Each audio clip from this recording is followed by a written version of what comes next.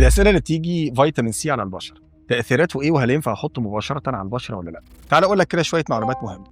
اول حاجه، فيتامين سي على البشره حسب التركيز بتاعه بيبان التاثير بتاعه.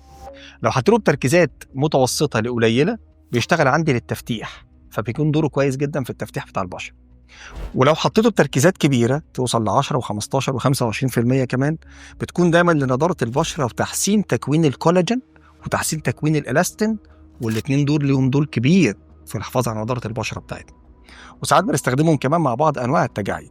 ولكن هقول لحضراتكم كام تركايه مهمه.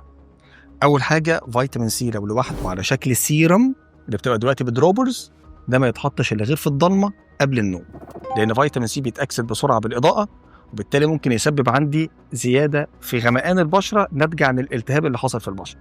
النقطه الثانيه ان فيتامين سي، ودي بقى اللي بتفرق منتجات عن منتجات وتخلي منتجات غاليه شويه عن منتجات اقل شويه.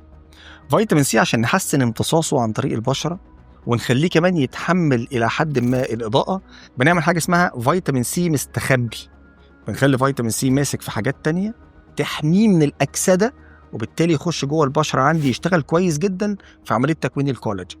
وهنا خد بالك من نوع فيتامين سي اللي موجود، هل هو اسكوربيك اسيد او اسكوربيت بس مباشره، ده الشكل العادي بتاعه، ده اللي بيتاكسد بسرعه وامتصاصه عن طريق البشره مش عالي قوي.